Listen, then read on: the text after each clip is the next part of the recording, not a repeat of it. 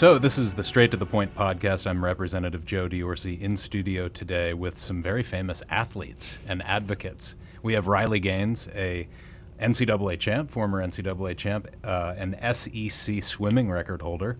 Frank Murphy, a former star at Kansas State in football as a running back, right, switching over to wide receiver in the NFL with a smoking 4.21 time in the 40. So you're like the fastest people in the pool and on the track that we've certainly ever had in this studio, right, Chuck? Certainly. So thanks for coming on. It's such a treat. No, Thank this you. is we're grateful for you. So thank you. Yeah, certainly. So Riley, let's start with you. If you guys could just, in a nutshell, tell me your story, your athletic background. What brings you to the Capitol today? Yeah, no, absolutely. I was a swimmer, as you said, did some pretty amazing things in my career, things that I will forever be proud of. But my senior year, competing at the University of Kentucky, geared up, ready to go for NCAA championships, we were forced to compete against a man. This was a man who swam at University of Pennsylvania, 3 years on the men's team before deciding to switch to the women's team, where he went from mediocre at best to dominant. I mean, beating every woman in the entire country by body lengths. He and I raced. We watched him win a national title, all the things. But he and I raced in the 200 free, which resulted in a tie, almost impossibly enough. But really what thrusted me personally over the edge into no longer being willing to lie, to comply with this, to participate in the farce, was when after we tied, the NCAA official said that Thomas got the trophy, the 6'4" man who towered over me, because they said it was necessary when photos were being taken, basically reducing everything we'd ever worked our entire lives for down to a photo op to validate the feelings and the identity of a man at the expense of our own. Mm-hmm. So the unfair competition on top of the locker room, which, I mean, I can't even put into words, the feelings of just sheer violation and really betrayal of having to undress next to, again, a fully exposed, fully intact 6'4" man. That's something no girl, no woman should ever non-consensually have to participate in. On top of the silencing that we faced and how our voices really were stifled by our universities, by the NCAA, the list goes on. All those things contributed to me taking that initial leap of faith, saying this was wrong, being willing to put my name and my face behind it. And since then, about really a little over 2 years ago now, it's been a whirlwind, testifying in states, advancing legislation like advanced here in 2021, just a few years back, that ultimately protect the categories of sports on the basis of sex. So we've seen lots of success, we've seen lots of traction, but of course still work to be done here in Pennsylvania. Yeah. So you're certainly on the front lines, catching a lot of flack. And when I look at this topic, it's like, I think to myself, how in the world is this controversial? Is this really 2024 when protecting women and girls in sports is controversial? But you've certainly been a great advocate, great spokesperson, and we'll talk a little bit about House Bill 216 here in a second. But Frank, I wanted to get to you. What's your story? Certainly you stand behind Riley. You stand in front of Riley. You're on this. You're in this fight. But your story is a little bit different, is it not? Right, a little bit different. But I think, for me, growing up, I took something they call a fake ID. It's a picture of you, but everything on there a lie. And I took a fake ID, and I ended up being incarcerated at an early age at 15 years old. So all my dreams in the backyard, catching the ball with my parents, thinking I'm going to the NFL was pretty much gone, fading away. But I got a second chance. And with that second chance, I wanted to make right with it. I wanted to get myself involved in other things than just myself. In order to put down that fake ID, I needed to hear more encouragement. I didn't have life skills. I didn't have the things that it take to be successful. But luckily, blessed, one day I heard from a janitor, and I tell this story a lot because I want to amplify the janitor, because we got to stop looking at titles and who can help us. You don't have to have a title, this big title. You don't have to be this quote-unquote celebrity. A janitor saved my life and mentored me when nobody else would. And because that janitor mentored me, I was able to get into my purpose. And I fully knew my purpose when I mentored a young man that played for the Miami Dolphins and realized that he was on suicide watch and telling me that he was on cocaine and he couldn't stop. And I mentored him. And the part that mentored me back is when his family gave me a hug a couple of months later and he was off drugs. His kids hugged my leg. So when you ask me what I do now, I go back to the community that once turned this back on me and taught me the wrong way and had me pick up a fake ID. I want to go back to that community and make sure that these young men would put down that fake ID and pick up their real ID. Yeah. But they needed a mentor. Yep. So I started doing curriculums, writing programs, writing books. I'm an author of 2 books, The Man Behind the Helmet, God of Second Chances, Super Bowl coach Tony Dungy, a mentor of mine, forward that book, and then The Secret Playbook that's coming out forward by the great Lou Holtz. Yeah. So those books is out, and it's just to empower and encourage because I understand that without a role model, without someone to look up to, that it's going to be very difficult for you to be successful. So Yeah. I want to make sure that I go down the right path, but at the same time, reach back and grab others. So Yeah. I'm in communities now. Yeah, amazing story, Frank. So why is it important? Certainly when young people ask me for advice, one of the first things I actually say is get a mentor because it's a show of humility. And humility, you probably wouldn't argue with me, is one of the top characteristics doubt. that we're lacking in this world. Why is it important? And I'm a former two-sport Division I athlete and father of a 6-year-old. The second one there, more important than the first. I'm a man that wants to step into this fight. You're certainly already in the fight. What's your 30-second pitch to men out there who have Riley's back, who want to speak up? Well, I think all men got to know their position. A lot of times we're out of position. And when you find yourself out of position, you find yourself making bad decisions. And one thing that I learned, and I learned this very quickly, I asked myself who I'm with. And let me explain.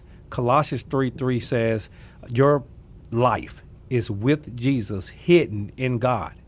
With Jesus hidden in God. So I, a lot of times, was coming to God with someone else, with who was popular, with who was celebrity, with who had money. And I was getting denied every time that I tried to see my life hidden in God. He wouldn't let me in that VIP.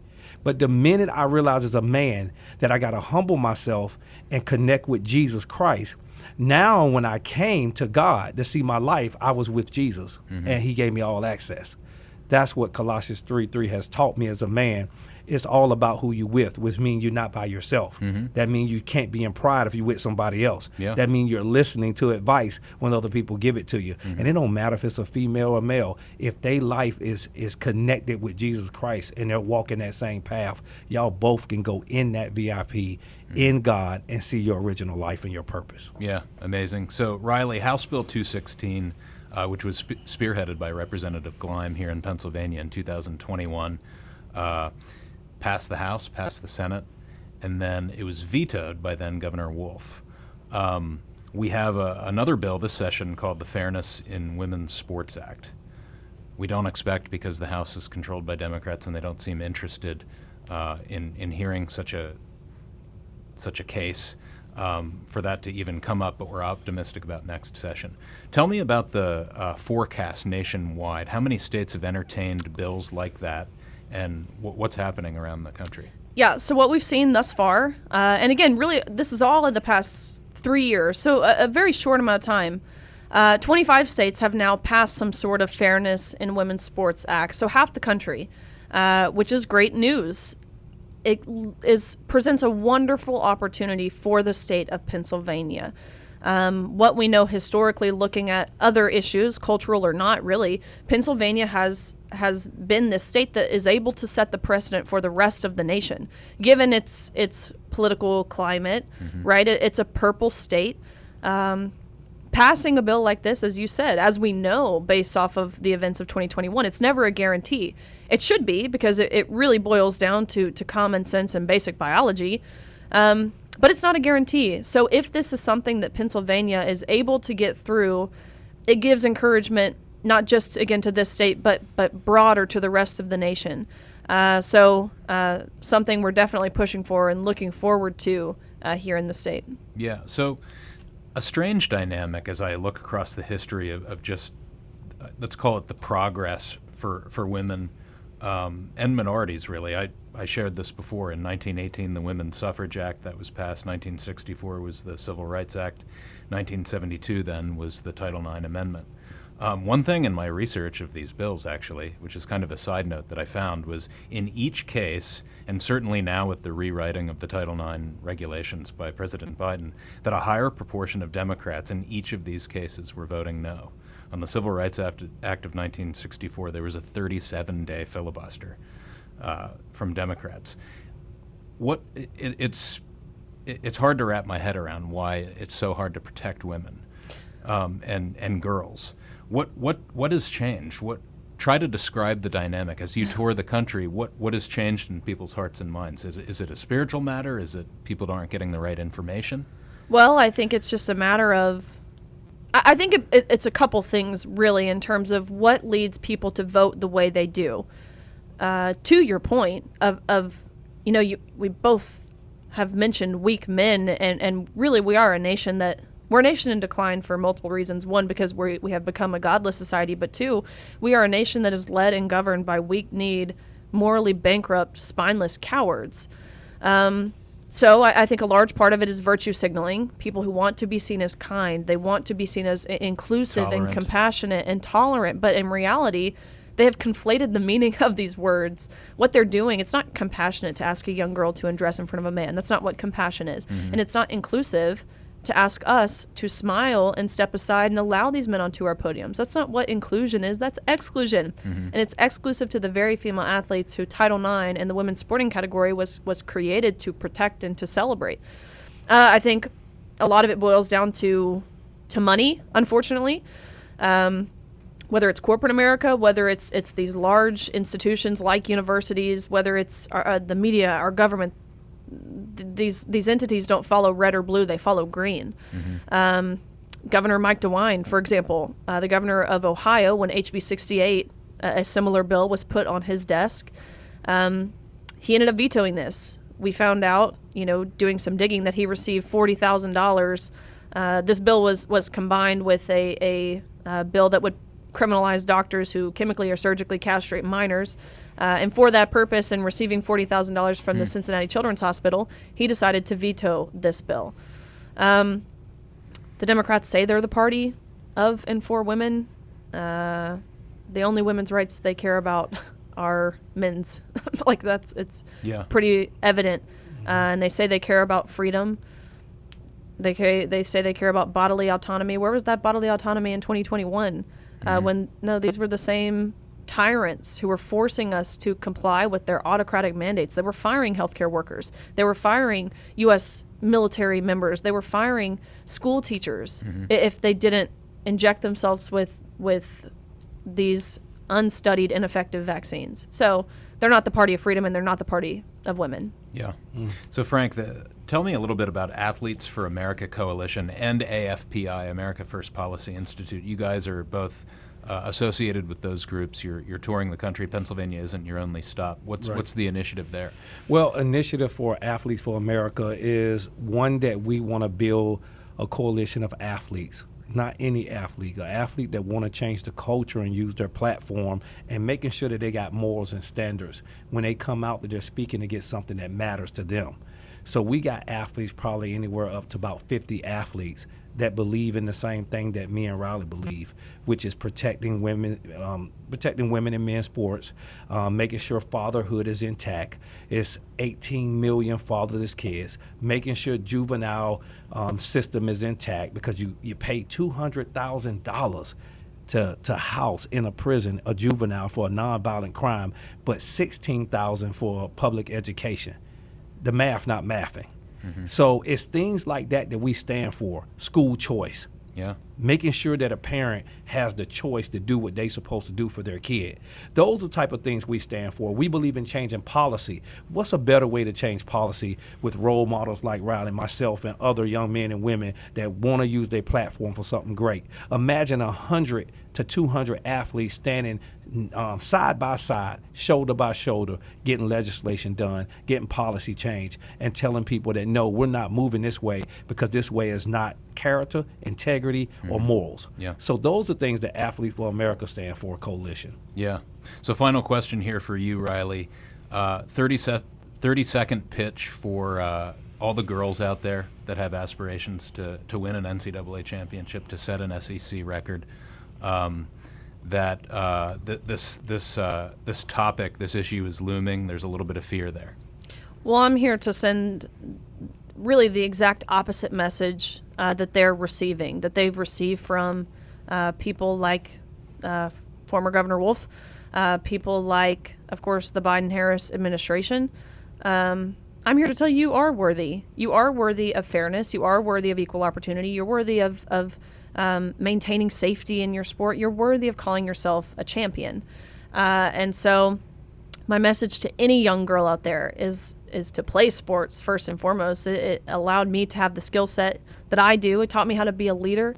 It taught me how to set goals and work to achieve those goals, something I believe every young girl should learn. And my advice, truthfully, to any girl who may have to compete against a boy, whether it's on the track, in the pool, on the court, in the field, whatever it is, I know it's easier said than done, but don't. Be willing to hold the line. Be willing to bravely stand tall. Do it in unity. Stand shoulder to shoulder with your teammates and send the message, the effective message of we won't allow you to continue to discriminate against us on the basis of our sex. I, of course, am 100% in your corner, and so are 100% of sane Americans, and 90% at least of the general public. Yep, amazing. NCAA All-American Riley Gaines and Super Bowl champion Frank Murphy, thanks for joining Straight to the Point. There we go. This has been Straight to the Point. Visit repjod.com/mypodcasts.